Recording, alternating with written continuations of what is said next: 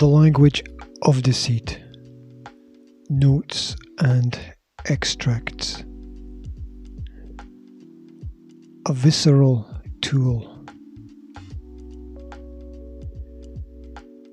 To use a tool without fully understanding its power is to be a poor craftsman. As we must work on our work, we must work on our language. This need not be a tedious task, as language itself, with its depth, invites exploration and contemplation. To say that language is manipulative is slightly inaccurate, as the tools work only as well as their master. The truth is that people are manipulative, especially in their quest to control others, and most especially when they cannot control themselves. In this sense, language can be tricky. Negatives do not exist in the human brain, and it could be argued that neither do they exist in the universe. All that once was still is to a certain extent. If I say to you, don't think of a pink elephant or a black cat or a yellow taxi or a white house or a fluffy mouse,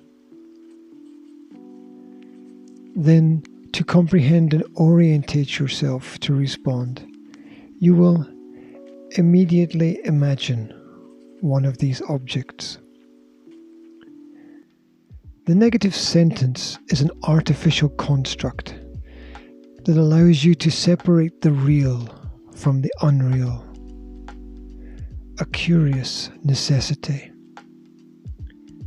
Though, philosophically speaking, the unreal can often seem as real as the real.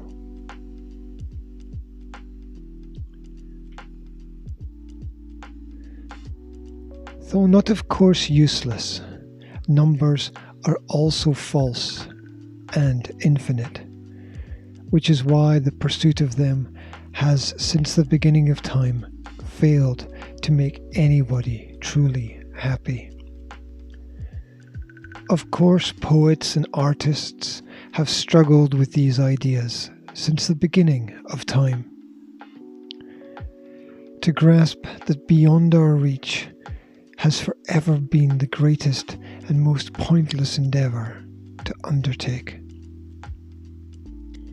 But the average person rarely raises the question or embarks on that course of physical or mental pursuit, a search for the hidden or lost meanings or deeper questions.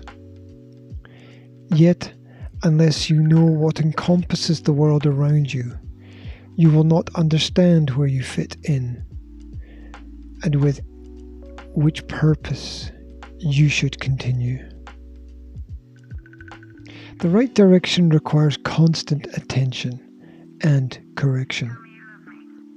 It requires refinement and feedback. It requires a proactive rather than a reactive state.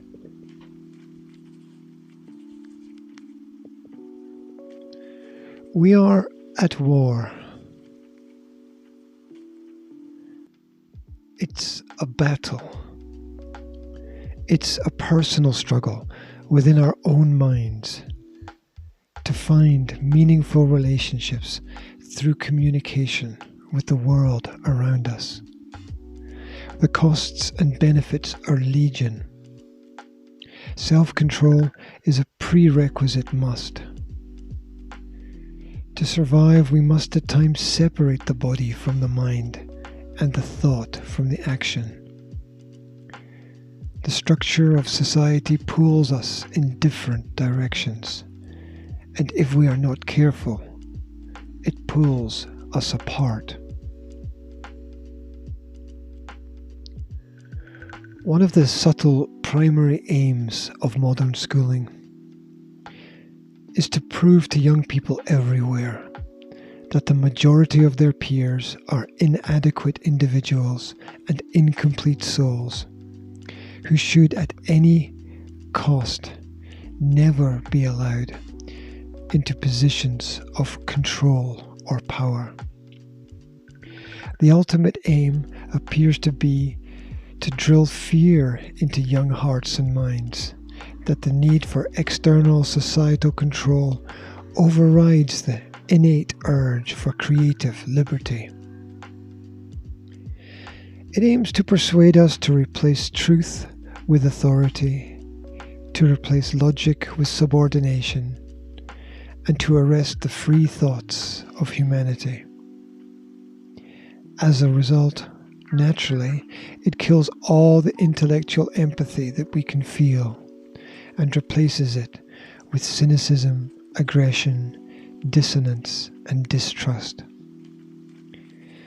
This is then amplified through the megaphone of the media with their stories and cultural narratives, or just with gossip and irrelevance.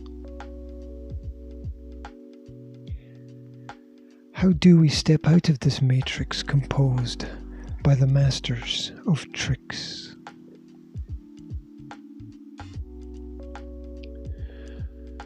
I saw a picture taken on a forest trail, and underneath the caption read, "There is no Wi-Fi, but I promise you a better connection."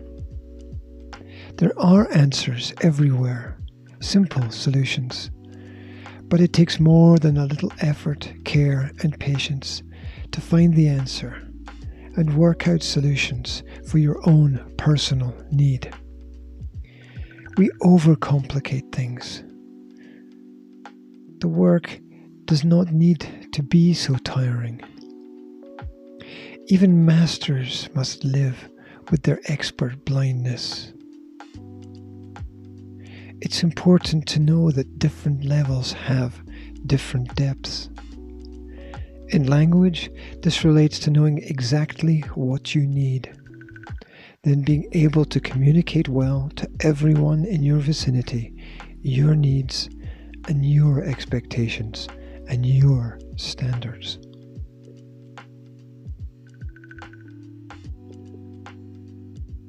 There is little logic in the land of rhetoric.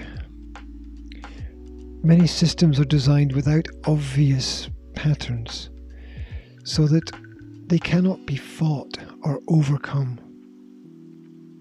Like the child in The Matrix, that classic science fiction film, perhaps we should ask ourselves, is the spoon bending, or is reality itself just some kind of experiment carried out by us upon ourselves? A sort of dream. This aside, illusions require further illusion to perpetuate their own existence. The liar and the lies will always require further deception. Reality is just a representation of one sphere of actuality. We are rarely able to control ourselves and our ideas, and included in this is the sphere of language. Resultingly, man's attempts to manipulate and control the universe are unending and ultimately futile. We fail forward. The language of deceit. Notes and extracts.